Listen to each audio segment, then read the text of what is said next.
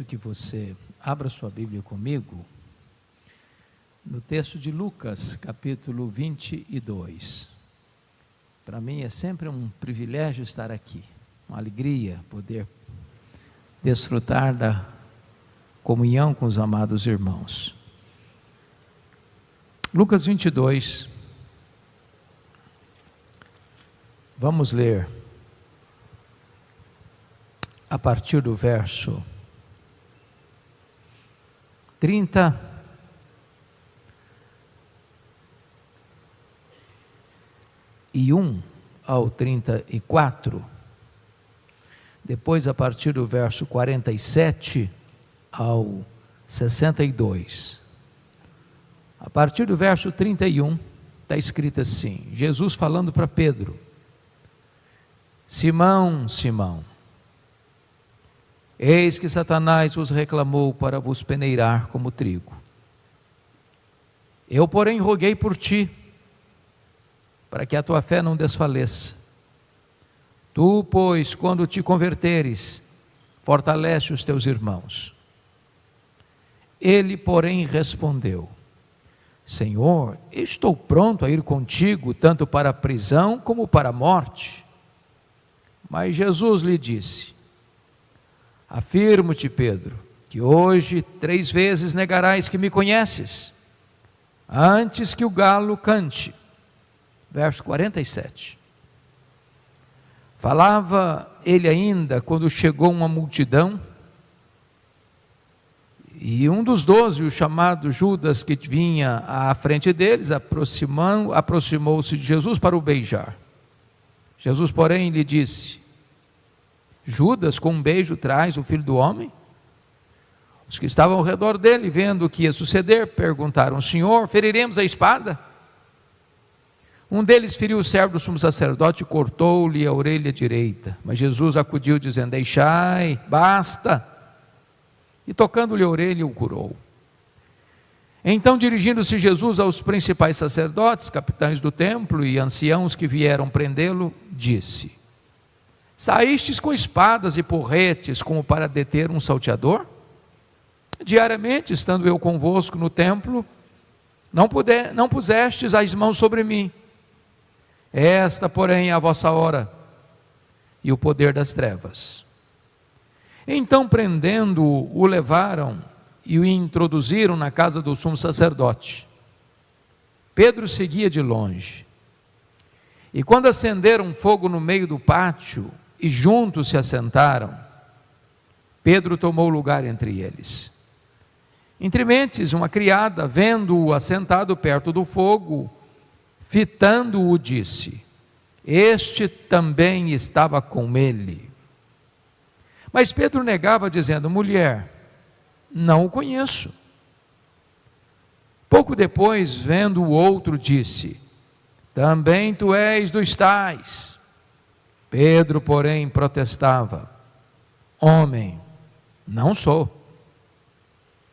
E tendo passado cerca de 1 hora, outro afirmava, dizendo: Também este verdadeiramente estava com ele, porque também é Galileu.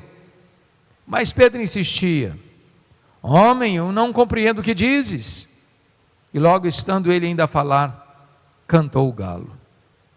Então, voltando-se, o Senhor fixou os olhos em Pedro, e Pedro se lembrou da palavra do Senhor, como lhe dissera: Hoje 3 vezes me negarás, antes de cantar o galo. Então Pedro, saindo dali, chorou amargamente. Meus amados, eu gostaria de hoje conversar com vocês sobre o tema restauração. E quero tratar deste tema à luz da vida de Pedro. Eu acho que Pedro é a figura mais emblemática do Novo Testamento, no aspecto de que ele é a pessoa mais parecida com você e comigo. Pedro é um símbolo do homem, do ser humano, com seus altos e baixos, com seus avanços e recuos, com as suas escaladas e quedas. Pedro, aquele homem que nascera lá em Betsaida, filho de João, irmão de André, pescador, casado, que vivera a vida toda ao redor do lago de Genezaré, é chamado por Jesus para ser um discípulo, mais tarde um apóstolo e o líder deles. Mas Pedro nunca deixou de ser aquele homem impetuoso, sangue quente, falando às vezes sem primeiro refletir, tropeçando nas suas próprias palavras. Ao mesmo tempo que ele é capaz de fazer uma declaração de fé cristalina, dizendo: tu és o Cristo, o Filho do Deus vivo, em seguida tenta afastar Jesus da cruz, e é repreendido severamente, e Jesus olha e diz: arreda, Satanás. E isso para mim causa de tropeço. Ao mesmo tempo que ele tem uma fé cristalina, audaciosa até, e dizer a Jesus: se és tu, manda-me ir ter contigo por sobre as águas. E Jesus diz: vem. E ele tira os olhos de Jesus e começa a naufragar. Aquele homem que, diante da luta que precedia o Getsemane, no prelúdio do Calvário, ele promete para Jesus: ainda que todos se escandalizem contigo, eu jamais por ti darei minha vida. Estou pronto a ir contigo para a prisão e para a morte, para em seguida negar Jesus covardemente 3 vezes. Esse é Pedro. E eu quero dizer para você nesta noite que Pedro está aqui. Ele veio para esse culto. E ele está morando debaixo da sua pele. E o coração dele está batendo em seu peito. E o sangue dele está correndo em suas veias. Você, Pedro. Eu sou Pedro. Nós somos Pedro. O que eu quero tratar com você hoje é que mesmo gente de Deus, como Pedro, por um momento de cochilo, de vacilo, de falta de vigilância, pode escorregar e pode cair. E eu queria, à luz desse texto, dizer a você que você nunca é tão fraco como quando você pensa que é forte. Quando você diz para você: esse pecado eu nunca vou cometer, não, esse erro aí eu jamais vou praticar, não, isso pode acontecer com os outros, comigo nunca. E aqui veremos então quais foram esses degraus que ele foi descendo de pecado em pecado, de abismo em abismo, até chegar no fundo do poço, para depois ser restaurado por Jesus. O primeiro degrau da queda de Pedro, irmãos, foi a sua presunção autoconfiante. Veja comigo o versículo 33 do texto lido. Pedro, porém, respondeu: Senhor, estou pronto a ir contigo, tanto para a prisão como para a morte. Mas antes disso, está relatado lá em Marcos 14, 29, que Pedro disse assim para Jesus: ainda que todos se escandalizem contigo, eu jamais. Sabe o que Pedro está dizendo aqui? Eu sou melhor que os outros, sou mais crente do que os outros, sou mais fiel do que os outros, sou mais corajoso do que os outros. Eu acho que os outros não são tão leais a ponto de aguentarem pressão, mas eu nunca vou transigir, nunca vou ceder, nunca vou fraquejar, eu vou me manter de pé, seja qual for a situação, ainda que todos se escandalizem contigo, eu não vou me escandalizar. Nesse momento ele se julgou melhor que os outros, e não tem nada mais perigoso na sua vida do que você pensar que você é melhor que os outros, que você fazer um julgamento tácito dos outros, enaltecendo a você mesmo. Mas olha que Pedro está demonstrando aqui uma confiança exagerada em si mesmo. Estou pronto a ir contigo para a prisão e para a morte. O que ele está dizendo é o seguinte: do meu lado a corda não rói. Eu sei que eu sou capaz. Eu sei que comigo não há perigo. de infidelidade. E sabe, irmãos, quantas vezes o primeiro degrau da nossa descida está exatamente aí, em que olhamos no espelho e damos nota máxima para nós mesmos, e nos julgamos inexpugnáveis, inatingíveis, intocáveis pela tentação, pelo perigo. Segundo degrau da queda de Pedro, foi quando lá no Getsêmani ele demonstra indolência e dorme na luta mais renhida da história. Diz a Bíblia que Jesus está descendo, saindo do cenáculo, alerta para eles: nesta noite, todos vós vos escandalizareis comigo, como está escrito, ferirei o pastor e as ovelhas ficarão dispersas. Jesus se aproxima de Pedro e diz: Satanás vos requereu para peneirardes como trigo, mas eu roguei por ti para que a tua fé não desfaleça. Aí Jesus entra no Getsêmani, deixa 8 dos discípulos para trás, pega Pedro, Tiago, João, e quando está sozinho com eles, abre o coração e diz: a minha alma está profundamente triste, angustiada até a morte, ficai comigo, vigiai comigo. E Jesus avança para o interior do jardim, se prostra com o rosto no chão, clamando aquele que podia libertá-lo da morte, e em lágrimas copiosas diz: Pai, se possível passe de mim este cálice, sem que eu beba.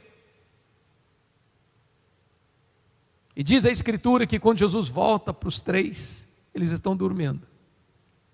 O mesmo Pedro que prometera estar com ele, pronto para a prisão e para a morte, está dormindo. E é curioso que Jesus não acorda os 3, não, Jesus acorda o Pedro. Pedro, nem uma hora pudeste vigiar comigo? Vigiai e orai para que não entreis em tentação. O espírito está pronto, mas a carne é fraca. Jesus volta para o segundo período de oração, e diz a Bíblia que ele luta uma batalha de sangrento suor. Um anjo vem para consolá-lo. Quando volta para os 3 discípulos, Pedro e seus colegas estão dormindo de novo. E Jesus volta para o terceiro round de oração, e agora ele não só chora, agora ele sangra. Quando ele volta para os discípulos, estão dormindo de novo. E Jesus dá uma sacudidela neles e diz: ainda dormis e repousais? Acordai, vamos-nos, o inimigo se aproxima. Quantas vezes, meus irmãos, a gente cochila e dorme espiritualmente, na hora mais acesa da batalha, na hora que nós deveríamos estar de joelhos, prostrados diante de Deus em oração, para nos livrar do mal, para nos livrar do maligno.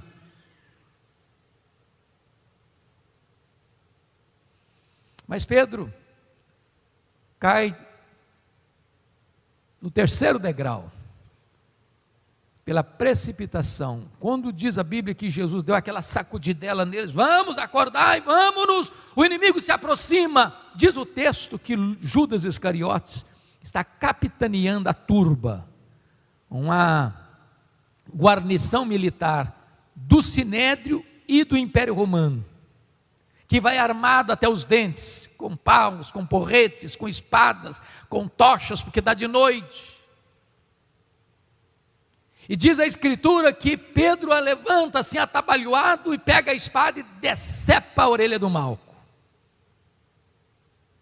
Ele não entendeu a natureza da luta, e ele entra numa luta errada, com as armas erradas, com a motivação errada, lutando contra a pessoa errada, usando armas carnais numa guerra espiritual. E Jesus diz para ele: guarda essa espada.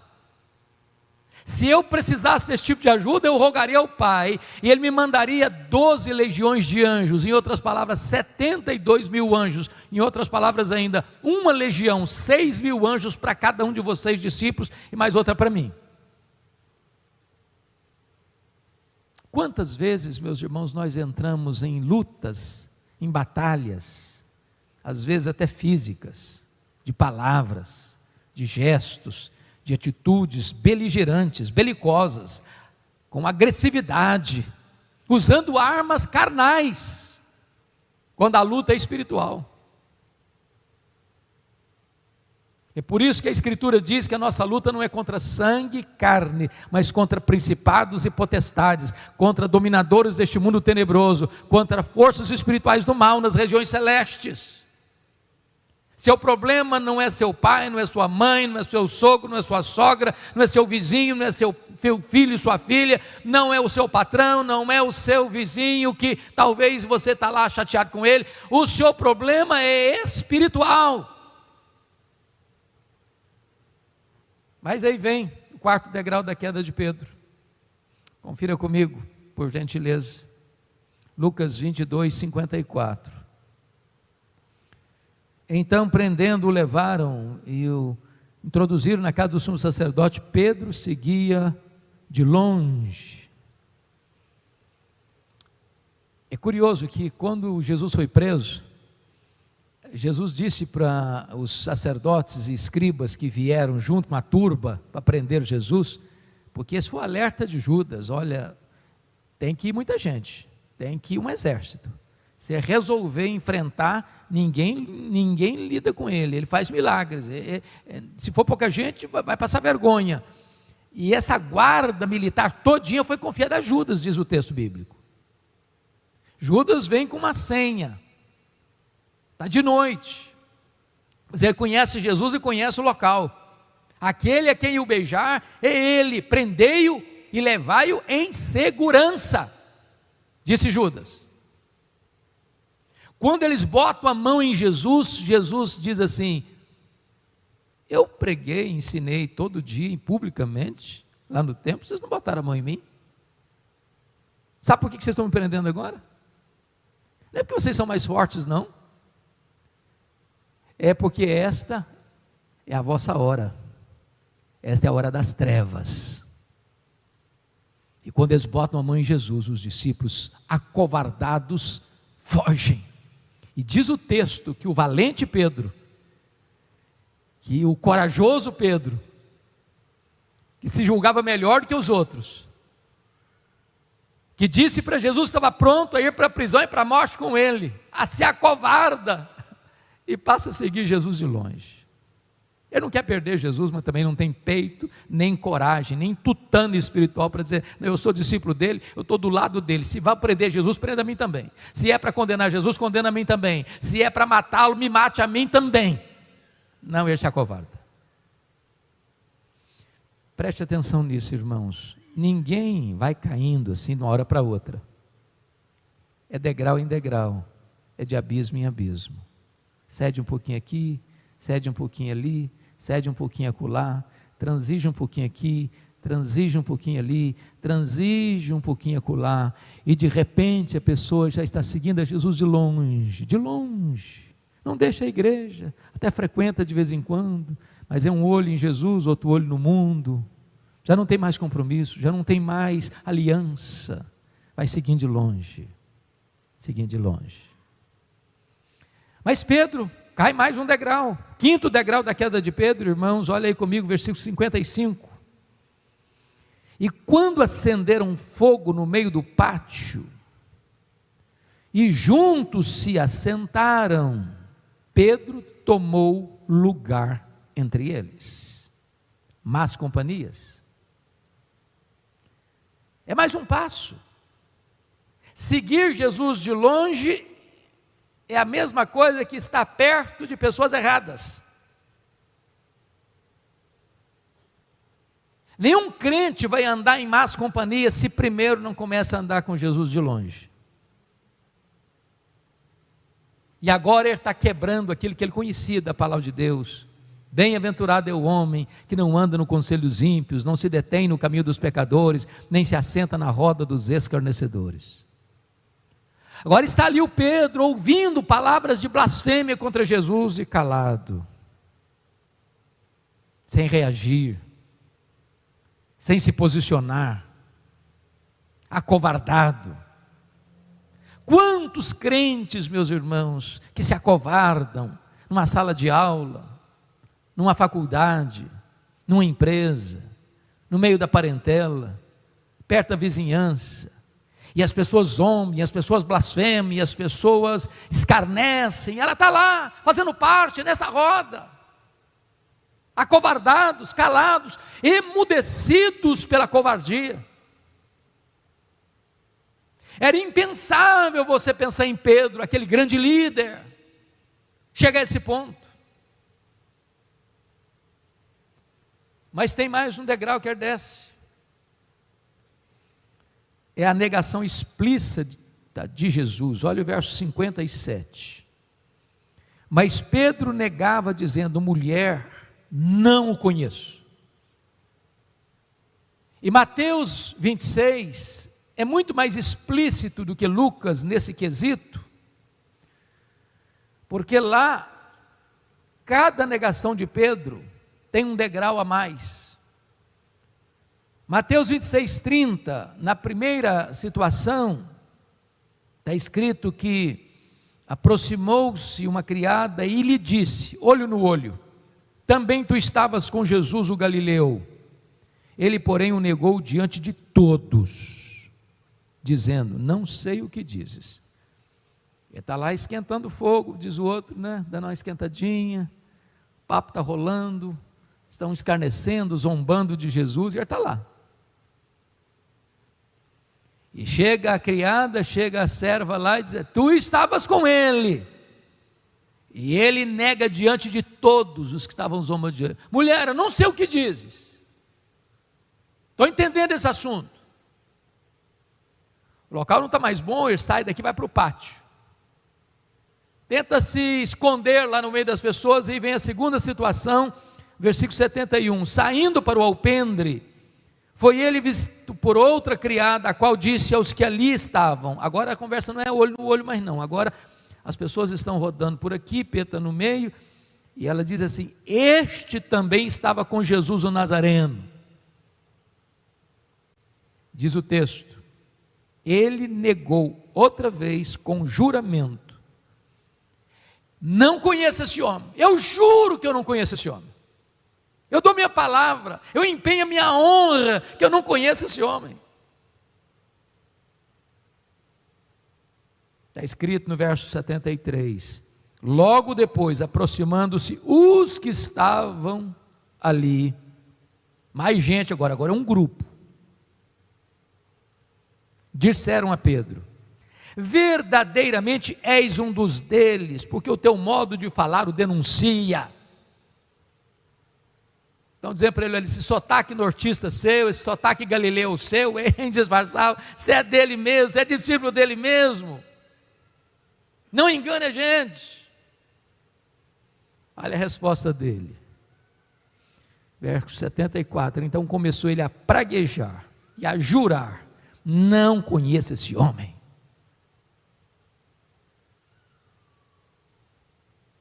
As coisas começam, irmãos, às vezes uma gota, às vezes uma fendazinha, uma barragem, daqui a pouco vira um desastre, uma inundação. Cuidado com o pecado. A Bíblia diz que só os loucos zombam do pecado. E vai pegando, com uma linha fina que você arrebenta com os dedos.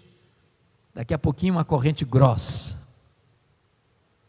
E está aqui Pedro, o homem que disse para Jesus: estou pronto a ir para a prisão e para a morte, negando, jurando e blasfemando que não sabe quem é Jesus. E aí então vem o último degrau, que está aí no verso 74 de Mateus 26, ele começou a praguejar, e a palavra aqui na língua grega traz a ideia de que ele começou a blasfemar. Bom, talvez você diga assim: bom, mas isso aconteceu com Pedro, mas não acontece comigo. E eu ouso dizer que nem você nem eu somos melhores do que Pedro.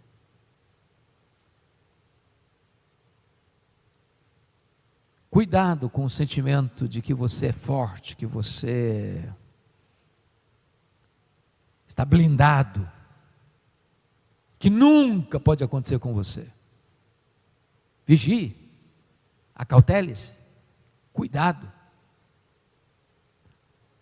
Gente de Deus se não tomar cuidado, pode escorregar e cair. Mas, amados irmãos, sabe o que me impressiona? É que agora tem restauração, e o que é maravilhoso é que hoje, se você escorregou, se você caiu, se você está triste, se você num dado momento da sua vida transigiu com aquilo que você achou que nunca ia transigir, está arrebentado emocionalmente, eu quero dizer para você que Jesus está aqui hoje para restaurar você, para libertar você, para perdoar você, para dar uma nova chance a você, para recomeçar uma nova história na sua vida. E nós veremos a partir de agora, que assim como ele teve 7 graus na sua queda, ele terá que subir 7 degraus na sua restauração. E o primeiro degrau da sua restauração, meus amados irmãos, está aí em Lucas 22, 61, confira comigo. Olha o que está escrito, versículo 61.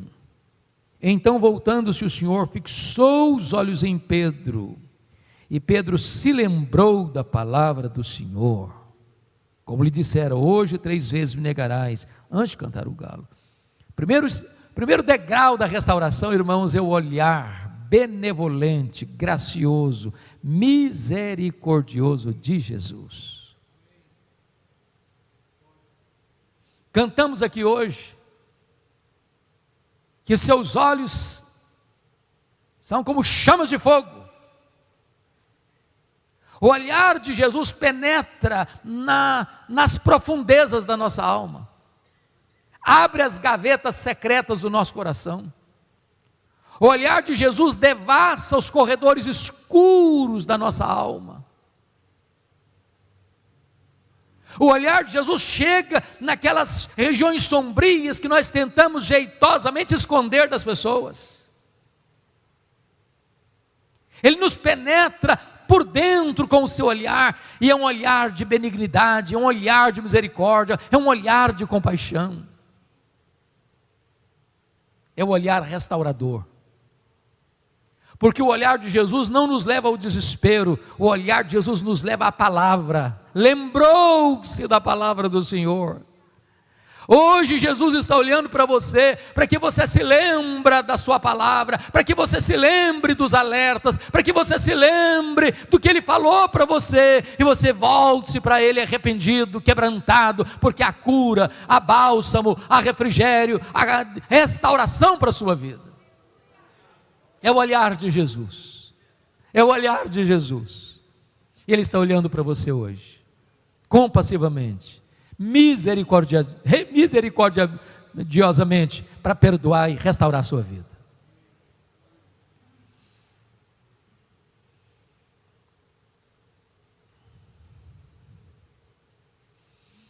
Segunda coisa, está aí no versículo 62, segundo degrau da restauração, na escalada dele. Então Pedro, saindo dali, chorou amargamente. É o choro amargo de arrependimento. Marcos diz que, caindo em si, desatou a chorar. A palavra amargamente que aparece aqui, curiosa na língua grega, é a mesma palavra para água podre. Quando Pedro chora amargamente, não é o choro do remorso, é o choro do arrependimento. Não é o choro de medo das consequências do pecado, mas é o choro de tristeza pelo pecado. Porque arrependimento, irmãos, não é arrependimento e novamente arrependimento. Arrependimento é arrependimento e frutos de arrependimento. É por isso que o texto diz que ele desatou a chorar e saiu dali chorando amargamente. O choro do arrependimento não é o choro que permanece no pecado, é o choro que sai imediatamente do local escorregadio do pecado. E hoje Jesus está aqui para produzir no seu coração esse arrependimento, para que no território escorregadio, perigoso, de más companhias, de situações que são laço para os seus pés, você saia, você fuja daí, porque aí é lugar de perigo, aí não é o seu lugar, aí não é a sua convivência. Então que você corra para a casa de Deus, que você corra para os braços de Deus, que você corra para um lugar de cura e restauração para a sua vida. Mas há um terceiro degrau que Pedro precisa subir na sua restauração.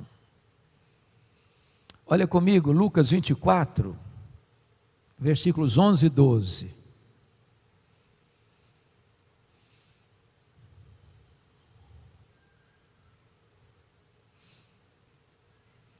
Tais palavras lhes pareciam como delírio, e não acreditaram nelas, nas mulheres da Galileia, que deram testemunho da ressurreição de Jesus.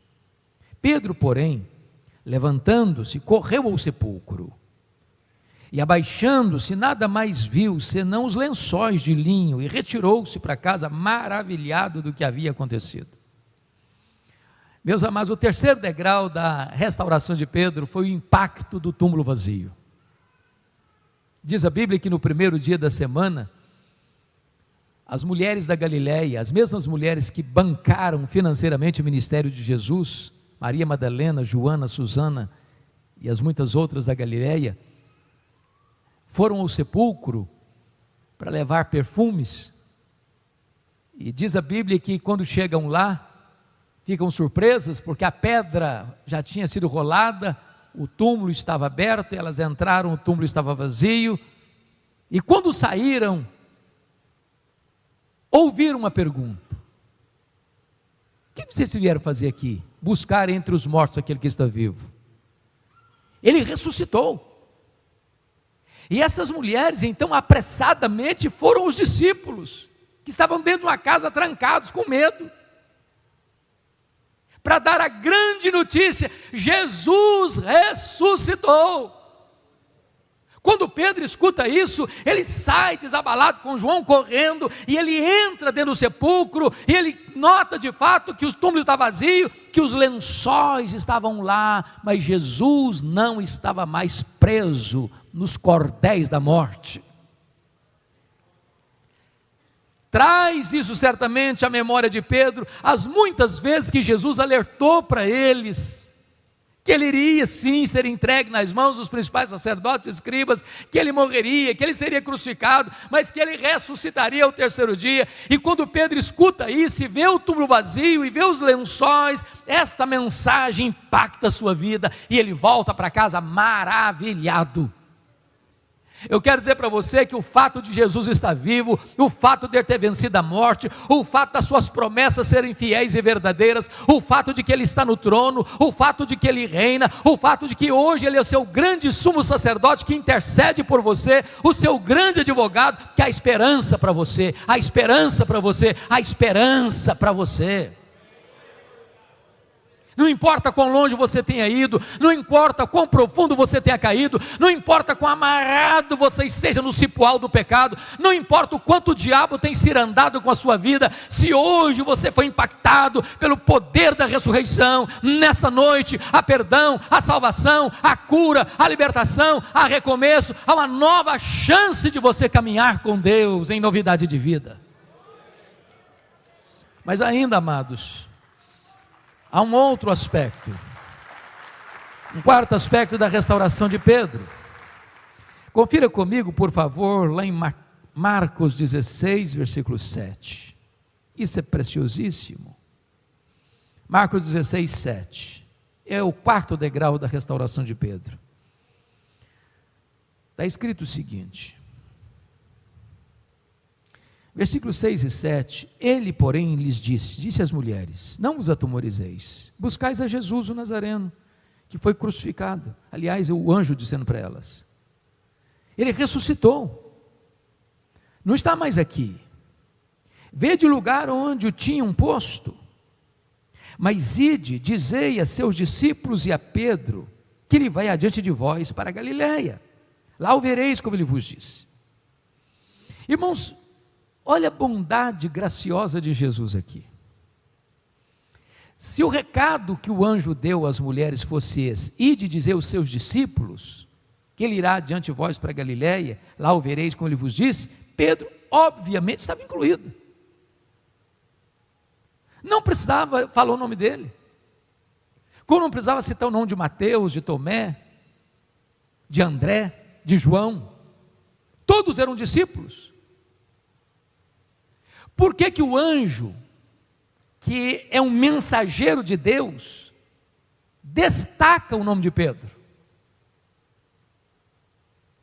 É porque certamente Jesus sabia que a essas alturas o Pedro não se sentia mais discípulo, não se sentia mais um apóstolo. Pedro, Petros, fragmento de pedra, não, é pó. Ele tinha negado o seu nome, ele tinha negado a sua fé, ele tinha negado o seu apostolado, ele tinha negado o seu Senhor. É como se Pedro tivesse desistido de Jesus, mas Jesus não desistiu de Pedro. Eu quero dizer para você nesta noite que talvez você já chegou ao ponto em algum momento da sua vida, eu vou desistir, eu vou jogar a toalha, não dá mais para mim, não, eu vou procurar outro tipo de vida, eu não consigo mais, eu não tenho forças mais, eu não retorno mais, eu não volto mais. Eu quero dizer que muitas vezes, se você pensou em desistir, Jesus nunca pensou em desistir de você, Ele nunca abriu mão da sua vida, Ele nunca abdicou do direito que Ele tem de ter você só para Ele. Agora pense comigo nessa cena. De Jerusalém a Galiléia, no mar da Galiléia, são 123 quilômetros em linha reta. Como não tem estrada em linha reta, sobretudo na Palestina, deve ter sido aí uns 150 quilômetros, a pé. E como o nome dele foi mencionado, eu não sei o que se passou na cabeça dele.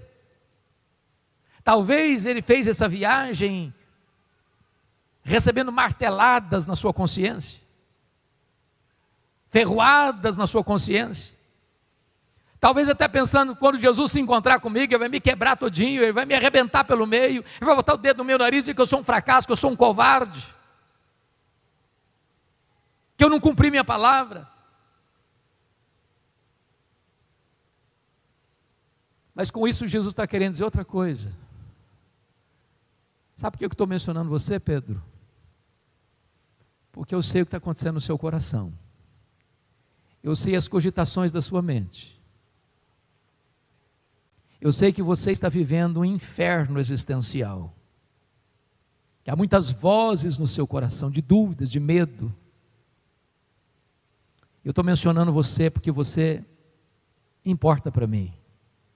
Porque eu amo você, porque eu dei minha vida por você, eu ressuscitei por você, e eu não abro mão da sua vida. Então, amados, vem o quinto degrau da restauração, que está lá em João 21, 15 a 17. Você pode abrir comigo, por favor? João 21, 15 a 17. Eu vou ler apenas o versículo 15, porque vocês conhecem tão bem esse contexto. Depois de terem comido, perguntou Jesus a Simão Pedro: Simão, filho de João, amas-me mais do que estes outros? Ele respondeu: sim, Senhor, tu sabes que te amo. Ele disse: apacenta os meus cordeiros. O quinto degrau da restauração de Pedro foi a pergunta pessoal que Jesus fez para Pedro. Agora pense comigo a cena. Pedro faz essa viagem de 150 quilômetros a pé, a alma angustiada. Tinha acabado de receber há alguns dias lá em Jerusalém um recado particular, procedente de um anjo de Deus, que os discípulos e ele, Pedro, não podia faltar. Jesus tinha um encontro marcado com eles lá na Galiléia. Quando ele chega na Galiléia, Jesus não está lá. E ele disse para os seus colegas assim: eu vou pescar. E ele está dizendo para os seus colegas assim: fim de linha para mim, acabou, vou voltar para as redes, vou fazer uma viagem rumo ao passado, não tem mais esperança para mim. Porque ele era um líder, os outros foram influenciados por ele e disseram: nós também vamos contigo. Diz a Bíblia que naquela noite eles não pegaram nenhuma piaba, o mar não estava para peixe, e eles estão retornando no alvorecer do dia, ainda a penumbra da noite, a 200 côvados, 100 metros, com as redes vazias, com a alma encharcada de dor. E de repente alguém caminha lá na praia, eles não sabem quem é. E esse que caminha lá na praia, se dirige lá no barco e pergunta assim: filhos, tendes aí alguma coisa de comer?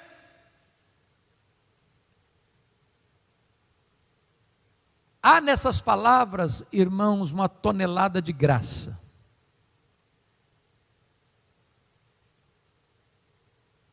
Porque Jesus poderia ter chamado esses homens de covardes, medrosos, infiéis, traidores. E Jesus diz: filhos, apesar dos nossos fracassos, dos nossos deslizes, das nossas mazelas, Ele ainda nos ama, nos chama de filhos. É claro que essa pergunta não tinha nada a ver com Jesus. Ele não está fazendo essa pergunta: tens alguma coisa de comer, porque está precisando ser informado sobre isso. Ele faz essa pergunta para acordar a consciência dos discípulos. E quando eles respondem não, Jesus diz: então lançai a rede à direita do barco e achareis. O Senhor a quem servimos, Ele conhece os discípulos e conhece as profundezas do mar e domina sobre os peixes do mar. Jesus manda na mesma hora um cardume para o lado direito do barco. Um cardume especial, com peixes especiais, 153 grandes peixes. Quando eles jogam a rede, começa a balançar a rede, os peixes são pesados. João, impactado com a presença certa de Jesus: ô Pedro, é Jesus, esse que está perguntando a gente, é Jesus, ele está aqui, ele chegou. Aí o Pedro larga o barco, a rede, os peixes para lá, nada a 100 metros, eu fico imaginando o coração de Pedro, acelerado, meu Deus, e agora? É o confronto, e agora? Ele vai botar o dedo no meu nariz, e agora? Ele vai me quebrar todinho, e agora? Quando ele chega, um susto, ele encontra na praia um braseiro. Antes de qualquer palavra, ele vê um braseiro, com pão, com peixe. Mas por que o braseiro? Porque os únicos dois lugares onde aparece a palavra braseiro no Novo Testamento foi onde Pedro negou Jesus e onde Pedro foi restaurado por Jesus. Bendito seja Deus. Jesus armou ali a cena da queda de Pedro, para curar a memória de Pedro, curar as emoções de Pedro, curar a psique de Pedro. Jesus botou aquela fogueira ali para dizer: ô Pedro, sabe por que eu montei essa fogueira aqui, meu filho? Para mostrar para você que a minha graça é maior que o seu pecado, para mostrar para você que no mesmo local que você caiu, eu vou levantar você. No mesmo local que você me negou, você vai ter a oportunidade de me confessar. No mesmo lugar que você foi um fracasso, a partir daqui, eu vou levantar você para ser uma bênção nas minhas mãos. Eu não sei quão longe você foi, eu não sei quanto você caiu, eu não sei quantas vezes você fraquejou, mas Jesus está aqui hoje para restaurar a sua alma. Jesus está aqui hoje para você voltar para os braços dele. Jesus está aqui hoje para fazer algo maravilhoso e exponencial na sua história. Depois disso, Jesus perguntou para Pedro algo sublime: Simão, filho de João, tu me amas mais do que estes outros? Jesus quis aqui curar aqueles deslizes de Pedro, de autoconfiança, de se sentir melhor que os outros. E Jesus está perguntando assim: você ainda acha mesmo que você é melhor que os outros? Você ainda acha mesmo que você é mais crente do que os outros, mais fiel do que os outros? Você me ama mais mesmo do que os outros? Você ainda mantém a mesma opinião a seu respeito? Depois Jesus perguntou: Pedro, tu me amas? Tu me amas? Sabe o que me impressiona aqui, irmãos? É que gente que ama Jesus às vezes cai em pecado. Gente que ama Jesus às vezes por um momento de cochilo, de falta de vigilância, de descuido, escorrega, vai à lona, beija o chão.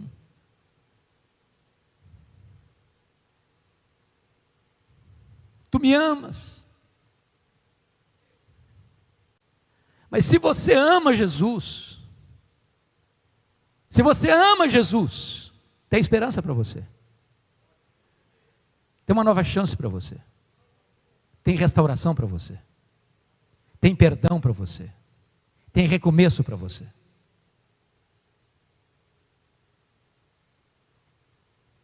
Quem sabe Deus trouxe você aqui hoje para você renovar o seu amor por Jesus, para você voltar ao primeiro amor, e aquela chama que estava quase apagando no seu coração possa ser reacendida nesta noite. Você ama Jesus? Se você ama Jesus, tem recomeço para você a partir de hoje. Mas o sexto degrau, irmãos, o sexto degrau da restauração de Pedro é o comissionamento de Pedro. Notem que nesse texto de João 21, 15 a 17, Jesus não só restaura Pedro, mas restaura o ministério de Pedro. Apacenta os meus cordeiros, pastorei as minhas ovelhas, apacenta as minhas ovelhas. Quantas pessoas que às vezes, por um fracasso na vida, gente de linha de frente, gente de vanguarda, diz: agora acabou para mim, vou arriar as armas, vou me calar, vou enterrar meu ministério, fim de linha para mim, do ponto de vista de ministério. Eu fico pensando, pastor Gilmar, como Jesus às vezes age diferente da gente. Às vezes a gente, quando tem uma pessoa que fracassa, mesmo amando a Jesus, a gente diz para o cara assim: ó, 1 ano de banco, vamos te mandar um psicólogo cristão para fazer uma análise melhor na sua cabecinha, para ver se você está com a cabecinha boa. Você vai ler tantos livros, você vai passar por uma banca examinadora, você vai ter um tempo probatório. Quem sabe, se você der uma melhorada mesmo, a gente pensa em retornar você à atividade. A única condição que Jesus exigiu para Pedro recomeçar o seu ministério foi esta: você me ama, Pedro? Você me ama? Você me ama, Pedro? Se você ama Jesus, você pode recomeçar. Se você ama Jesus, Ele devolve para você o cajado e diz: então pode cuidar das minhas ovelhas. O que eu acho curioso é que Jesus não perguntou: Pedro, você ama as minhas ovelhas? Você ama as minhas ovelhas? Você ama as minhas ovelhas? Então apacente os meus cordeiros. Então pastoreie as minhas ovelhas. Então apacenta as minhas ovelhas. Não foi essa a pergunta. Você me ama, Pedro? Quem ama o pastor das ovelhas, ama as ovelhas do pastor. Nenhum de nós está habilitado em cuidar das ovelhas do bom pastor, se não ama o pastor das ovelhas. Quem sabe você entrou aqui hoje, você era alguém de linha de frente, e você enterrou seus talentos, você abandonou o seu cajado. Talvez você disse até para você mesmo: eu vou lá para a igreja do Calvário, eu vou ficar lá sentado no banco, no anonimato, no silêncio. Jesus está aqui hoje restaurando o seu ministério, levantando você, para que você seja usado poderosamente nas suas mãos. Finalmente, sétimo e último lugar, confira comigo Atos dos Apóstolos, capítulo 2, verso 4. Todos ficaram cheios do Espírito Santo e passaram a falar em outras línguas, segundo o Espírito lhes concedia que falassem. Agora o verso 14. Então se levantou Pedro com os 11, erguendo a voz, advertiu-os nestes termos: varões judeus e todos os habitantes de Jerusalém, tomai conhecimento disto e atentai nas minhas palavras. O último degrau da restauração de Pedro foi a plenitude do Espírito Santo. Eles já tinham escutado de Jesus as seguintes palavras, depois de ressuscitado e antes de assunto aos céus: permanecei na cidade, até que do alto sejais revestidos de poder. É a promessa do Pai. Não muito depois desses dias, sereis batizados com o Espírito Santo. E os discípulos perguntaram: vai ser nesse tempo que o Senhor vai restaurar o reino a Israel? E Jesus respondeu: não vos compete saber, nem tempos, nem épocas que o Pai reservou para a sua exclusiva autoridade, mas recebereis poder ao descer sobre vós o Espírito Santo, e sereis minhas testemunhas, tanto em Jerusalém, como em toda a Judeia e Samaria, e até os confins da terra. E então eles se reúnem no cenáculo, 120 discípulos, e diz a Bíblia que todos perseveravam unânimes em oração. 10 dias, era domingo, 9 horas da manhã, todos estavam assentados, quando de repente, vem um som impetuoso, como de um forte vendaval, línguas como de fogo, pousando uma sobre cada um deles. Todos ficaram cheios do Espírito Santo, e passaram a falar em outras línguas as grandezas de Deus. A multidão se ajuntou atônita ao ver essa cena. Perguntaram: o que quer isso dizer? Outros com preconceito disseram: são galileus. Outros zombaram e não estão bêbados. Mas Pedro, cheio do Espírito Santo, se levantou e disse: não estão bêbados não, é 9 horas da manhã, o que está acontecendo aqui é a promessa deixada lá em Joel. Acontecerá que nos últimos dias eu derramarei do meu Espírito sobre toda a carne. Vossos velhos sonharão, vossos jovens terão visões, até sobre os servos e sobre as servas eu derramarei meu Espírito naqueles dias. E Pedro então se levanta no poder do Espírito Santo e prega um sermão poderoso sobre a morte de Cristo, a ressurreição de Cristo, a ascensão de Cristo, o senhorio de Cristo. E ele nem tinha terminado de pregar quando os corações foram compungidos e o apelo brotou do auditório para o pregador, e perguntaram: o que vamos fazer diante disto? E Pedro disse: arrependei-vos e cada um de vós seja batizado em nome do Senhor Jesus para a remissão dos vossos pecados, e recebereis então perdão dos vossos pecados. E esta promessa não é apenas para vós, é para os vossos filhos, para aqueles que estão longe, para quantos o Senhor nosso Deus chamar. E agora Pedro é um homem cheio do Espírito Santo. Agora ele não tem medo de cadeia, ele não tem medo de prisão, ele não tem medo de açoite, ele não tem medo da morte. Agora ele enfrenta as autoridades, agora ele abre a porta do Evangelho para os gentios e para os judeus, agora para os gentios e para os judeus, e agora diz a Escritura, ele prega e os corações se derretem, ele ora e os enfermos são curados. Ele está plenamente restaurado pelo Senhor Jesus. Meu amado irmão, minha amada irmã, nós não somos diferentes de Pedro. O Jesus que restaurou Pedro é o mesmo Jesus, ontem, hoje, eternamente. E Ele está aqui. A pergunta é: tem Pedro aqui hoje? Tem Pedro aqui hoje? O Senhor quer restaurar nossa sorte. Louvado seja Deus A pandemia já está quase sendo vencida.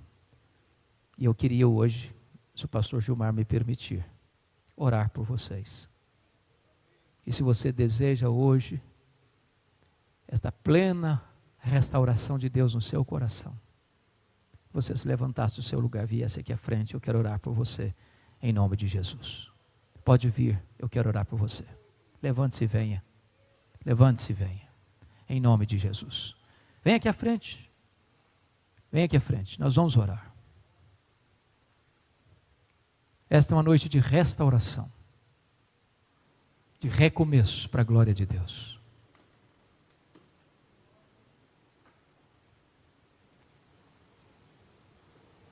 Bendito seja o Senhor.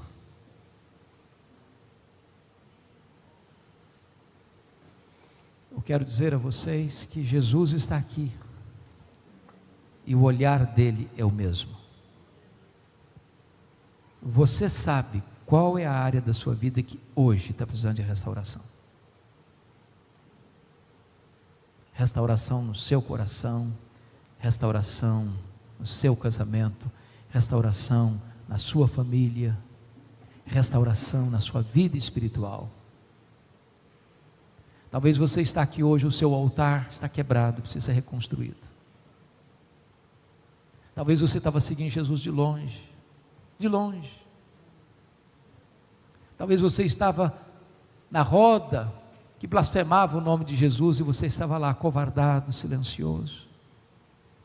Talvez você tenha negado Jesus com a sua vida, com o seu testemunho, com as suas palavras.